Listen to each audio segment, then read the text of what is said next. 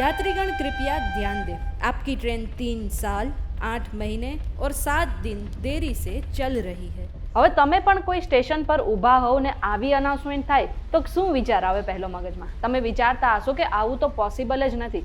કોઈ ટ્રેન 3 વર્ષ સુધી મોડી કેમ પડી શકે? સામાન્ય રીતે કોઈ ટ્રેન 4 કલાક 5 કલાક અથવા તો 10 કલાક અને વધારેના વધારે કિસ્સામાં 1 થી 2 દિવસ મોડી પડી શકે છે, પણ 3 વર્ષ? હવે આવો કિસ્સો સામે આવ્યો છે. હવે તમે વિચારતા હશો કે આવો કિસ્સો ક્યાં બન્યો છે? તો આવા વિચિત્ર કિસ્સા બીજે ક્યાં બની શકે? આપણા ભારતમાં જ બની શકે. પણ આ કિસ્સો અત્યારનો નહીં, ઘણા વર્ષ પહેલાનો છે. શું છે આ આખો કિસ્સો એ જાણવા માટે આ વિડીયો આખો જોઈ લેજો. VTVgujarati.com પર તમે જોઈ રહ્યા છો અજબ ગજબ અને મારું નામ છે મેઘા. આ મોડી ટ્રેન વિશે જાણતા પહેલા એક કામ કરો કે પ્લે સ્ટોર પર જઈને તમે અમારી એપ્લિકેશન ડાઉનલોડ કરી લો. હવે આપણી ભારતીય રેલવે દરરોજ નવા શિખર પણ પહોંચી રહી છે અને ઘણી નવી ટ્રેન પણ બહાર કાઢી રહી છે. ઘણી એટલી ફાસ્ટ ટ્રેન પણ છે જે આખા દિવસની મુસાફરી કલાકોમાં પતાવી દે છે. પણ આપણા ભારતીય રેલવેને લઈને લોકો એવું પણ કહેતા રહે છે કે અહીં જે ટ્રેન છે એ હંમેશા મોડી જ આવતી હોય છે.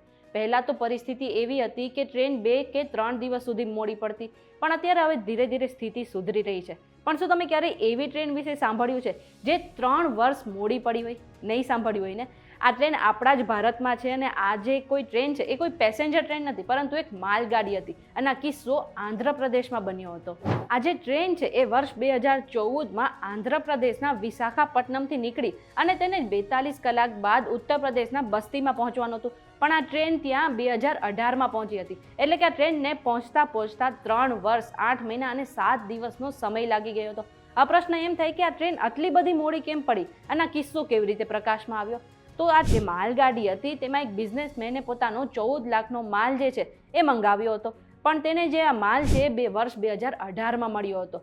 એને પણ આ કિસ્સા વિશે ઘણી વખત ફરિયાદ કરી હતી, રેલવેને પણ આ વિશે જાણ કરી હતી, પણ રેલવે તરફથી કોઈ ચોક્કસ કાર્યવાહી કરવામાં નથી આવી. આ ટ્રેનની રાહ જોતા એ બિઝનેસમેને ઘણી બધી ફરિયાદ પણ કરી હતી. એ બિઝનેસમેનને ખબર પડી કે જે અનફિટ ડબ્બાઓ કે અનફિટ ટ્રેન હોય છે તેને ટ્રેન યાર્ડમાં મોકલી દેવામાં આવે છે. ધીરે ધીરે તેને ભારતીય રેલવેને આ વિશે ઘણી બધી જાણ કરી, ફરિયાદો કરી, પોલીસ સ્ટેશનમાં પણ ફરિયાદ નોંધાવી અને અંતે ઘણી બધી પ્રોસિજર બાદ જુલાઈ 2018માં આ ટ્રેન ફરીથી ઉત્તર પ્રદેશના બસ્તીમાં પહોંચી ગઈ હતી.